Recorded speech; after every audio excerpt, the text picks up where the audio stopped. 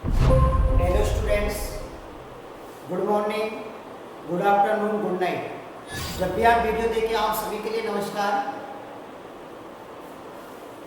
Class 10th विज्ञान के अंतर्गत आज हम जो नर्वस सिस्टम है, तंत्रिका तंत्र, उस तंत्रिका तंत्र के बारे में अध्ययन करेंगे। किसके बारे में अध्ययन करेंगे? तंत्रिका तंत्र। देखिए, तंत्रिका जो तंत्र होता है, इस तंत्रिका तंत्र की जो क्रियात्मक और जो संरचनात्मक जो इकाई होती है, उस क्रियात्मक और संरचनात्मक इकाई को तंत्रिका कोशिका कहते हैं। क्या कहते हैं बेटा? तंत्रिका कोशिका। हम कह सकते हैं तंत्रिका तंत्र की क्रियात्मक में संरचनात्मक इकाई तंत्रिका कोशिका कहलाती है। क्या कहलाती है? तंत्रिका कोशिका। और तंत्रिका कोशिका से मिलकर के ही तंत्रिका तंत्र का निर्माण होता है। तंत्रिका ऊतक बनता है, फिर अंग बनते हैं, और पूरा जो सिस्टम है वो तंत्रिका कोशिका से मिलकर बनता है। अब देखिए, तंत्रिका जो तंत्र होता है वो हमारे शरीर में एक ऐसा तंत्र होता है जो होने वाली सभी क्रियाओं पर नियंत्रण और समन्वय का कार्य करता है। कैसे बोलेंगे इसकी डेफिनेशन को? वह अंग तंत्र जो हमारे शरीर में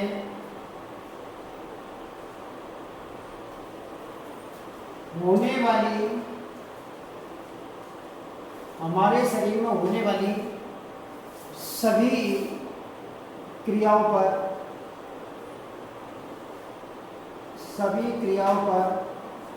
नियंत्रण में समन्वय का कार्य करता है। नियंत्रण में समन्वय का कार्य करता है। क्या कहलाता है बेटा? तंत्रिका तंत्र कहलाता है। कौन सा तंत्र कहलाता है? तंत्रिका तंत्र। अगर यहाँ पर हम संपूर्ण अगर तंत्रिका तंत्र को देखा जाए तो इसके दो भाग होते हैं। एक केंद्रीय तंत्रिका तंत्र और एक स्वायत्त तंत्रिका तंत्र। मुश्किल हम कह सकते हैं दो पार्ट से इसके। केंद्रीय तंत्रिका तंत्र और दूसरा होता है आपका स्वायत्त तंत्रिका तंत्र।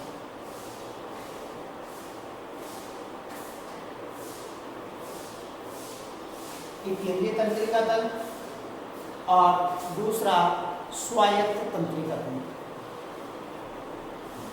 अगर केंद्रीय तंत्रिका तंत्र में देखा जाए तो दो भाग होते हैं। एक मेरुरज्जु पहला भाग, और दूसरा भाग जो होता है वो होता है मस्तिष्क। दूसरा भाग कौन सा होता है बेटा? मस्तिष्क। एक मेरुरज्जु और दूसरा मस्तिष्क। अगर मस्तिष्क को देखा जाए तो मस्तिष्क के फिर से तीन पार्ट्स होते हैं। एक होता है अग्र मस्तिष्क,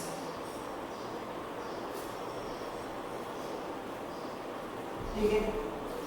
दूसरा आपका होता है मध्य मस्तिष्क,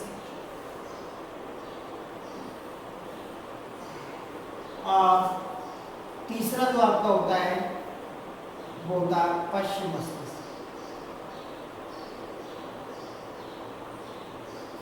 कौन सा होता है बेटा? पश्चिम मस्तिष्क। अगर हम अग्र मस्तिष्क की बात करें तो इसके 3 भाग होते हैं। एक होता है हाइपोथैलेमस,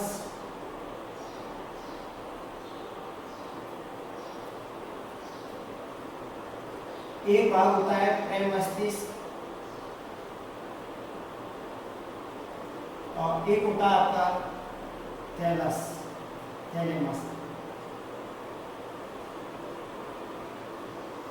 मध्य मस्तिष्क की बात करें तो इसमें भाग नहीं होती, इसमें 4 पिंड पाए जाते हैं।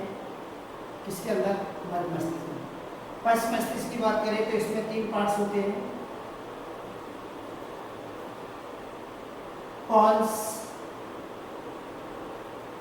मेडुला ऑब्लिंगेटा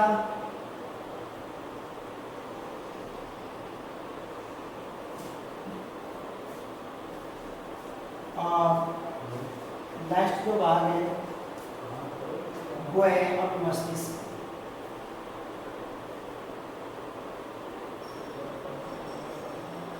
लास्ट कौन सा होता है बेटा? मस्तिष्क। 3 पार्ट्स इसमें।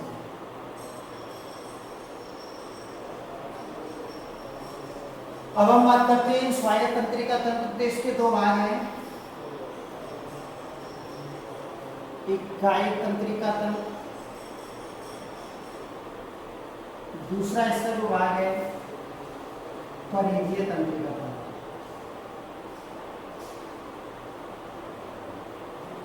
परिधीय तंत्रिका, परिधीय तंत्रिका तंत्र में भी अगर हम बात करते हैं तो एक अनुकंपी, दूसरा परानुकंपी।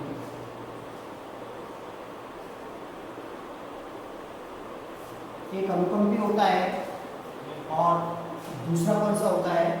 परानुकंपी। एक अनुकंपी और दूसरा परानुकंपी। आगे देखो,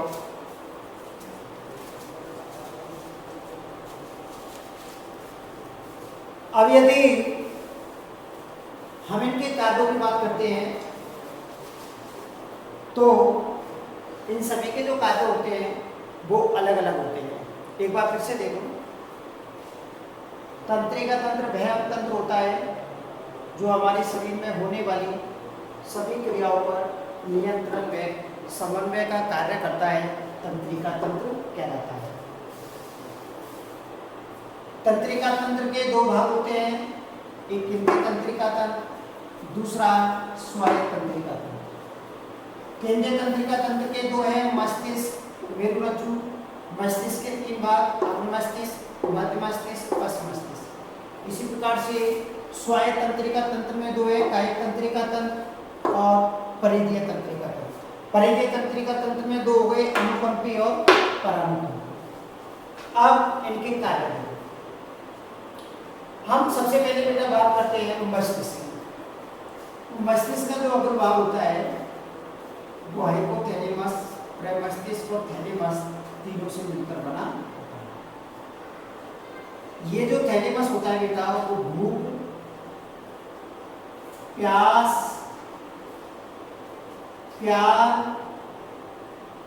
घृणा, क्रोध, इस प्रकार की जो प्रतिक्रिया होती है उन प्रतिक्रियाओं पर कंट्रोल या नियंत्रण करने का काम करता है हाइपोथैलेमस। कौन करता है बेटा? हाइपोथैलेमस।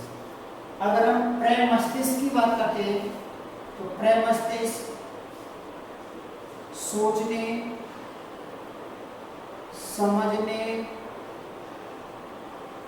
तर्क शक्ति, स्मरण शक्ति,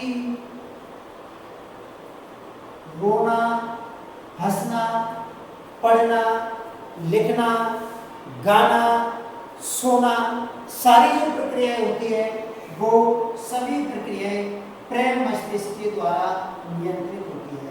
किसके द्वारा नियंत्रित होती है? प्रेम मस्तिष्क के द्वारा।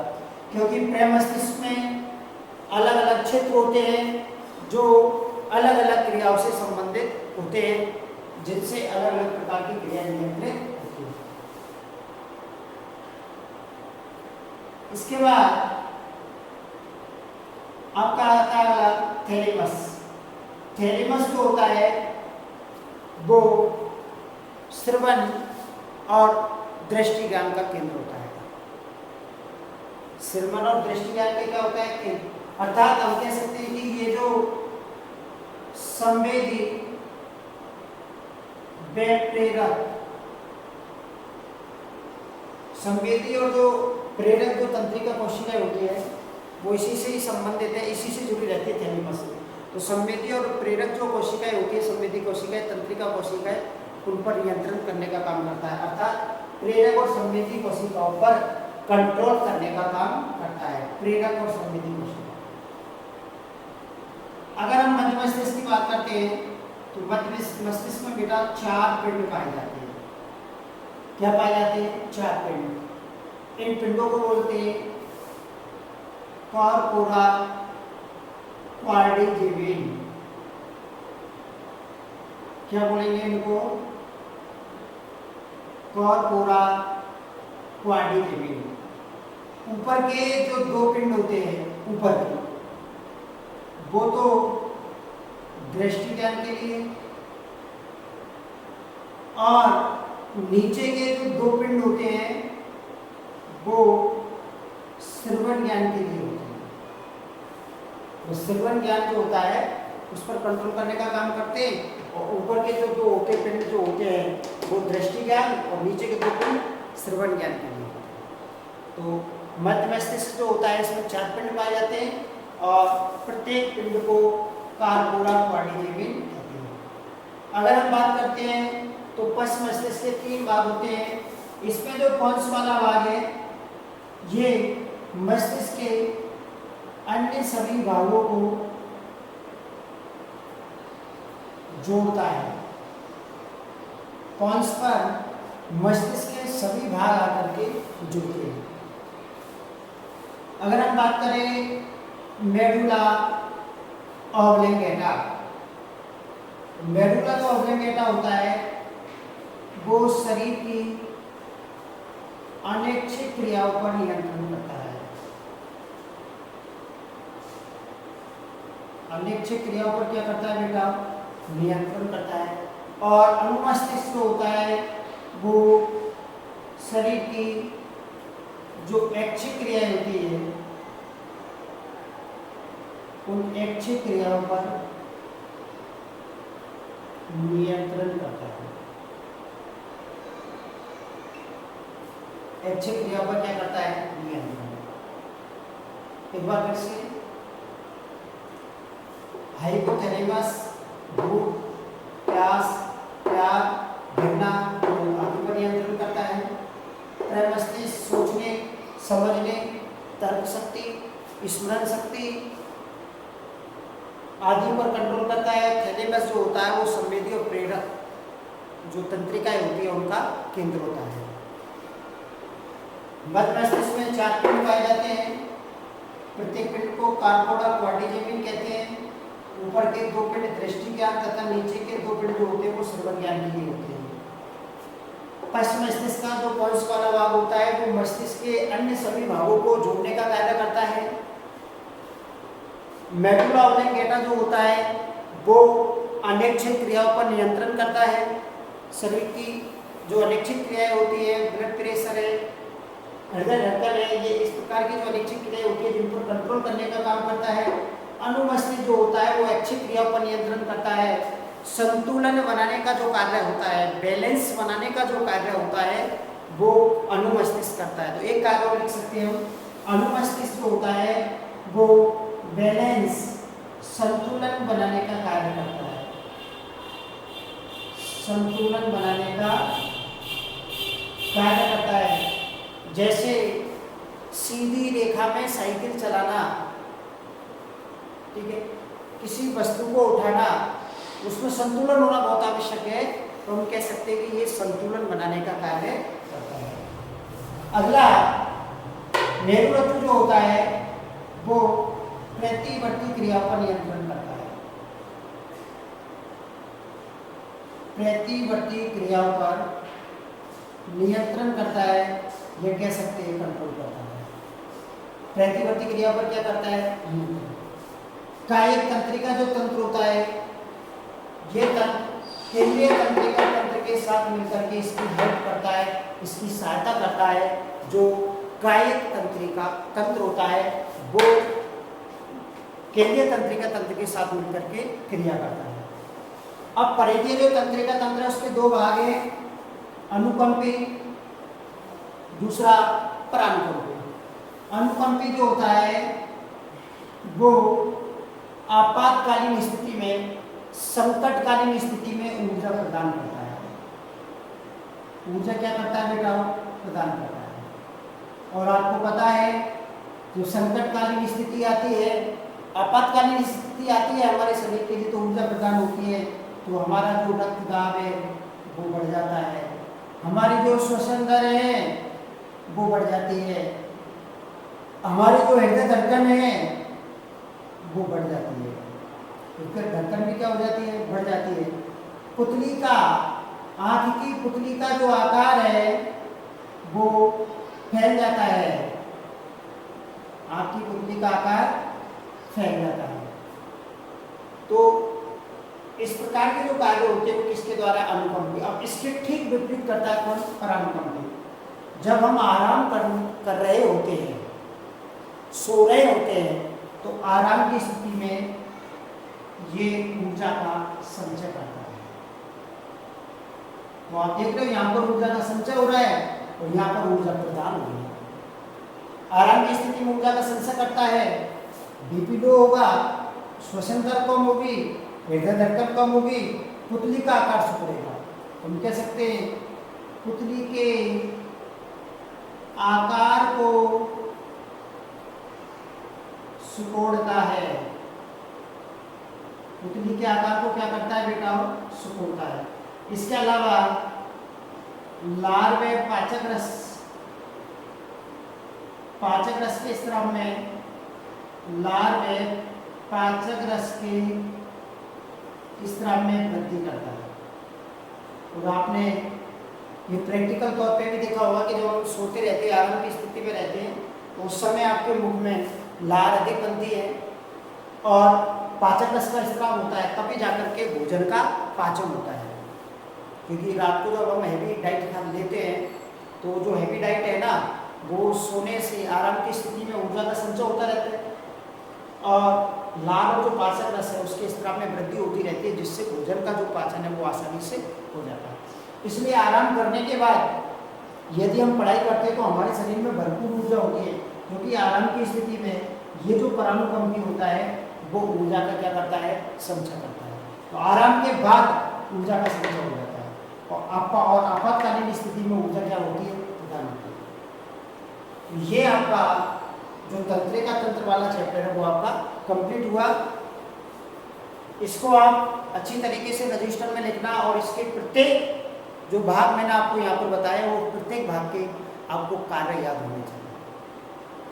तो ये आपका तंत्रिका तंत्र जो वाला चैप्टर है वो आज की क्लास में फिनिश हुआ। Thank you.